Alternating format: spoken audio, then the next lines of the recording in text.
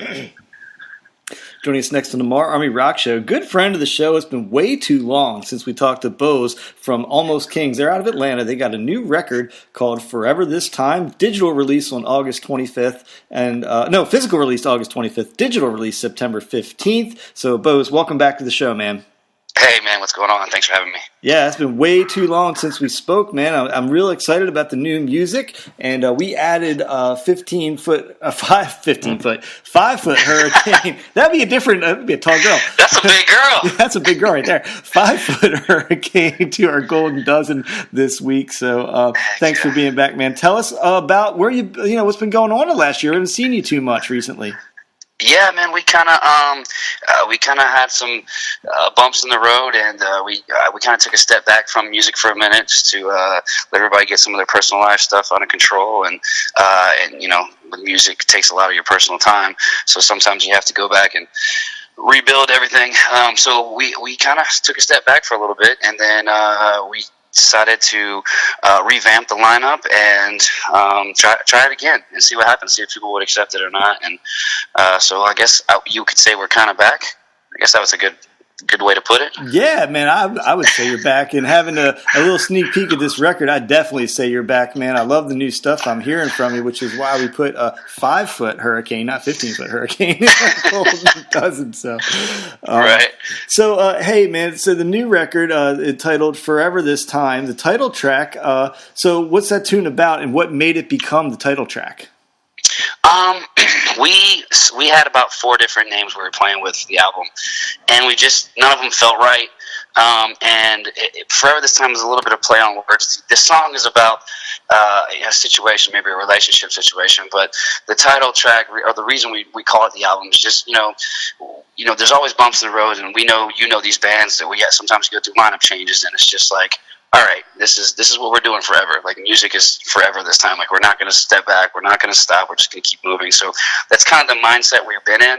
And I kind of came to Ryan. I said, why don't we just call it Forever This Time? He's like, you mean about he was thinking about a girl. And, instead it's about what I just said. We want to be, this is what we want to do forever. And he's like, wow. He's like, all right, mind blown. All right, cool. Play on words. I like it. So we kind of just went with that.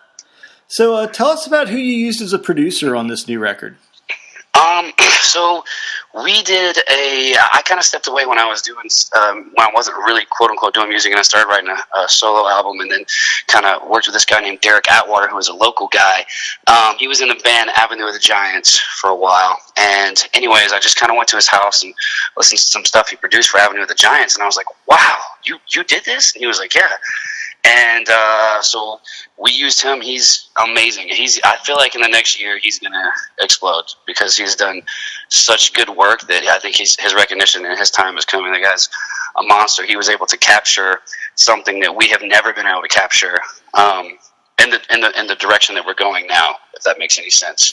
It makes total sense, because when I wrote that question for you, the notes I made to myself was, it has a slightly different feel than your earlier releases, like your first releases, which I loved, yet it still has maintained some of that style that you guys, that was so strong for you guys. Do you kind of feel like you just tweaked some of your roots a little bit? Yeah, we kind of went to him and said, we want to get back to who we were, and this isn't a knock on our last album. Our last producer was amazing. He did exactly what we asked him and our management asked him to do. But we had a shot at, I don't want to say selling out, but kind of selling out. We had a label that was interested, and that's what they wanted, and it never worked out. So sometimes as a musician, you got to chase something that'll pay your bills, and we did it, and I don't regret it, but it was a learning curve for us, and then so we decided, hey, this is what we write. Let's write how we write. And, we'll sit down at the computer and sit down with the guitar, and let's just write what we feel, not what we think people want to hear. We did that for the last album. It was like, what does the industry want? And this time we just sat down and said, what do we want? Well, how do I feel? What's been going on with my life? Let me tell you what's been going on the last year. And that's kind of where we went with it. Well, it worked out for you guys, because I love the record, band. And I mentioned so far my favorite tune, 5-Foot Hurricane, is bubbled up to the top for me. So tell me a little bit more about that tune. That was a song that was one of the first songs we wrote as Almost Kings back in 2008. And it was a song that just everyone always requests, and it's one of those ones that we just never.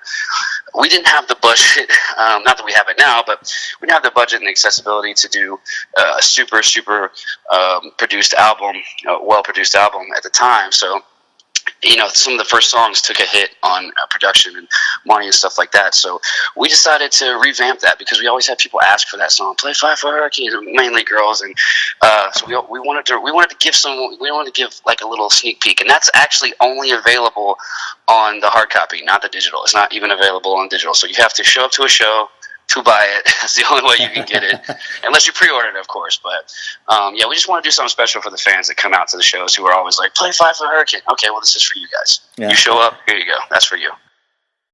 You guys are such an amazing live band. I mean, from the first time I saw you guys, I think it was up at one of the 717 shows. We became instant fans.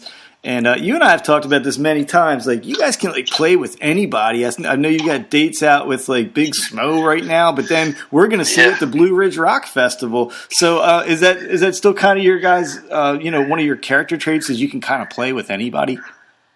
Our band is so diverse. We have so many guys from different places that we can just really tap into any kind of style.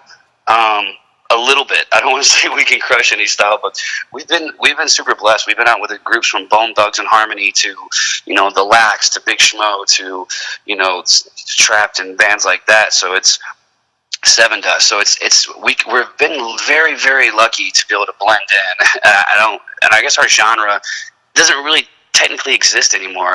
Back in the early 2000s, rock, quote unquote, rock rap was really big, and it just took a nosedive. Nobody wanted to touch it. Labels didn't want to touch it. People didn't want to book it. Yada yada yada. And so it's really hurt us. But fortunately, we've been able to stay true to who we are and say, all right, well, this is who we are. If you like us, you like us, and we've been really blessed for people to deal with us. I guess I should say, and play with us. Man, there's still such a place for that kind of music, though, and I'm still a huge fan of POD. See them whenever I can, and love and Papa Roach is still out there, and all the rap rock bands. So keep doing what you're doing when it comes to that, because we want you to keep making that music. So. Oh, absolutely, we won't stop. I promise that. So, hey man, I saw something kind of cool. You had a show. I guess it was this week in Alabama, where it was free to military, police officers, and firefighters. Tell us about that. Basically, we try to do anything we can. We have friends that are firefighters, friends that are police officers. Our new bass player, Tony, he served in the military. So any chance we can to try to give back to that situation, or those type of people who are, out there doing things for us, we try to, do that as long as it makes sense for us. We can't go over there and be poor, but we want to give back to people we can and let those people be entertained, because I know their lives are stressful right now. So that's our goal. It's in keeping with everything I know about you guys, man. The time I've spent around you all, you guys are classy dudes, and that's awesome that you did that for them. So, hey, so you guys are, an independent band now. Is that is that freedom? Do you feel good about it? Does it feel good to be able to just kind of do what you want again?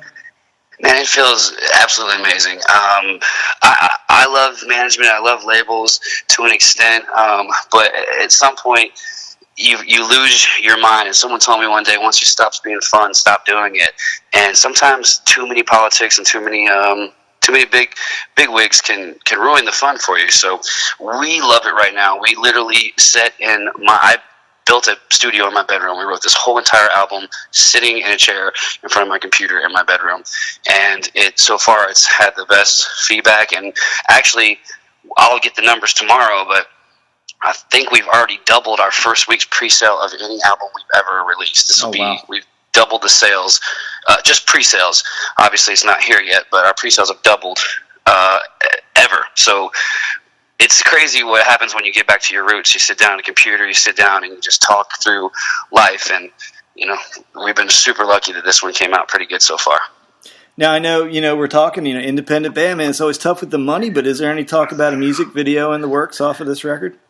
There is. As soon as we actually planned to shoot a music video a couple weeks ago. We budgeted the album was going to be 8 songs. And that's all the money we really had, because we weren't playing shows, and as and bands, the only way to make money is people show up at shows, and people, you get paid. So we maxed out a couple credit cards to get this one done. But as soon as we can pay a little bit into that, we'll be able to. Or if I get approved for another credit card, you want to let me use yours? We can. I'm kidding. We can do one. So we really wanted to release it and be a little bit more professional, have a release video and an album all at the same time, and a big whoopla. But we're going to have to wait about a month, and then we're going to shoot one. So yes, we are going to shoot a video. Well, can't lend you the credit card, but we'll try to pick up some merch out there at the Blue Ridge Rock Festival. At least that'll be a drop in the bucket for you. Right, we'll take it. Hey, anything helps, man. So, hey, just one or two more things before I let you go here. How much do you how much thought do you put into your set list, depending upon, playing a Blue Ridge Rock Festival versus playing with Big Smo? 100%. It will be a completely different set list. We'll play. We do this a lot. We did this with Bone Thugs and Harmony. We went out with Bone Thugs and Harmony, and we're like, we'll just be ourselves. Well, we can be ourselves. We just have to adjust the side of ourselves we like to show. So we came out with a rock song, rock music, really heavy. The first 2 nights we were on tour with them, and it was just a cricket fest. And so we decided to tweak it and do a little bit more stuff where I rap and rap fast, so it just fit. Same thing with Big Smo. The crowds, they like the energy, but they still like the drinking songs, and they like the party songs. And then when we go up to the rock festivals, we'll play the heavier stuff, Shadows, Hold On Me, stuff like that. So that's the one thing we've been blessed with is, like you said before, we can kind of fit in many different places. So different set for sure. Always been a strength of your band. So, hey, so before I let you go here, what are your plans for the fall and winter? Are you guys going to try to do a lot of touring, or what's next on the agenda for you guys? Next on our agenda is I'm hoping the album sells and we can get on a tour. We are actually looking at a few different tours right now, and trying to talk to some people about those tours. Obviously, we want to do a headline tour, but it might make some more sense since we're I won't say in a rebuild mode, but since we're amping back up, it might be good to go out and be an opener for about 3 or 4 months to try to get that going. So our goal is to bring it back to where we are. I don't want to say that we took a step back, but I want to get back up there.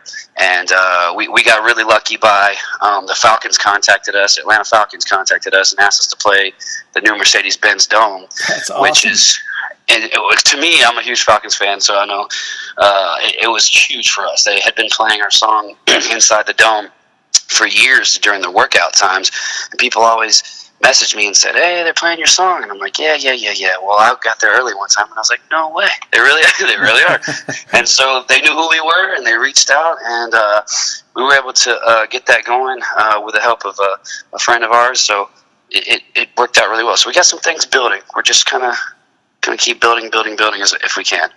Well, we're going to keep following you, man. We've been a fan of your band big time for a long time now. And the band is Almost Kings out of Atlanta. The new record is Forever This Time. Once again, physical release August 25th. Digital release September 15th. And you got to get the physical release to get that 5-foot Hurricane tune. So go out to a show and pick that one up. And then, Bose, thanks a lot for being here. Always a pleasure talking to you. Man, thank you so much for having us, man. And me, the guys were stoked to hear it. Obviously, you're only one person on the phone call, but they just want to say thank you to you, man, from them. So I'm just kind of sending that over to you, man. And we love you guys.